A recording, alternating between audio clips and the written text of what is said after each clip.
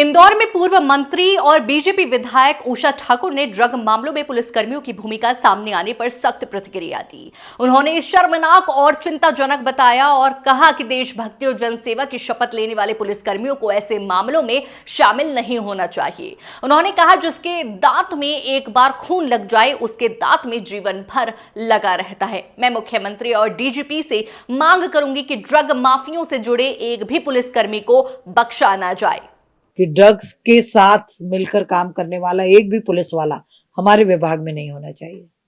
ये बहुत ही शर्मनाक और चिंताजनक विषय है कि देशभक्ति और जन सेवा की शपथ लेने वाले यदि पुलिस के कर्मचारी इस प्रकार की गतिविधियों में लिप्त पाए जाएंगे तो कठोर दंड, मैं तो कहती हूँ इन सबको बर्खास्त करना चाहिए, क्योंकि ये सुधरने वाले नहीं है। जिसके दाढ़ में एक बार खून लगा वो उसी काम में जीवन भर लगा रहता है। इन सबको बर्खास्त करना चाहिए। मैं तो डीजीपी से भी और अपने माननीय मुख्यमंत्री जी दोनों से मांग करने वाली हूँ कि ड्रग्स के साथ मिलकर काम करने वाला एक भी पुलिस वाला हमारे विभाग में नहीं होना चाहिए।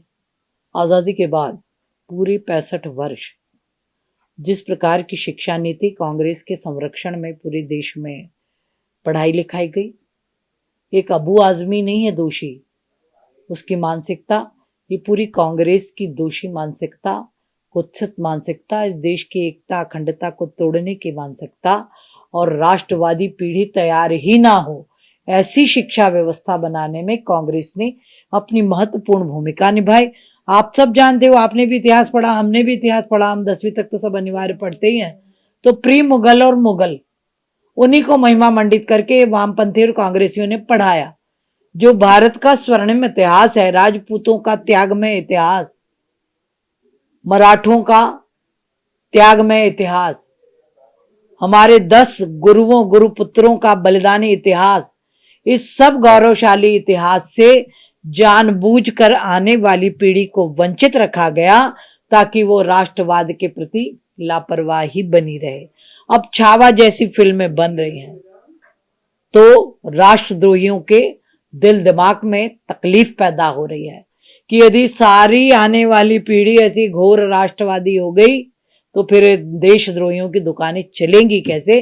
पीड़ा और मानसिकता ये है, इस देश में इस प्रकार की घृणित बातें करना, हमारे महापुरुषों का अपमान करना, ये संविधान का अपमान है और जिसने भी ऐसी हरकत की है उसके प्रति कठोर कार्यवाही भी होनी चाहिए। मैं ये आग्रह करती हूँ सरकार से। दीदी, होली है, देखिए रंग तो समग्र हैं और समग्र सृष्टि के सारे रंग हम सभी के लिए हैं। तो रंगों पे चर्चा जाति पंथ के अनुसार नहीं होनी चाहिए। प्रकृति का रंग तो रंग है। अभी पूरी प्रकृति भगवामय है टेसू के फूलों के साथ, है ना। और हरियाली के बिना तो मनुष्य का जीवन ही नहीं। हरियाली तो हम सबका जीवन प्राण है।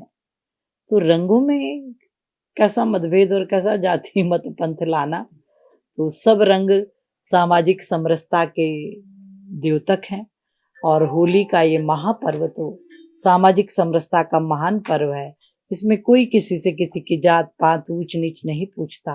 सब रंगों में सराबोर होकर मिठाई खाते हैं, एक दूसरे को बधाई देते हैं और मौसम परिवर्तन का जश्न मनाते हैं।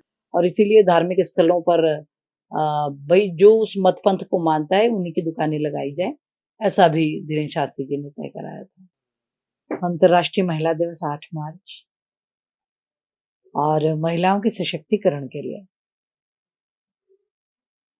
बहुत ही समर्पित और संकल्पित भाव से यदि किसी ने काम किया है तो राष्ट्र नायक नरेंद्र भाई मोदी, हमारे कर्मठ मुख्यमंत्री डॉक्टर मोहन यादव जी,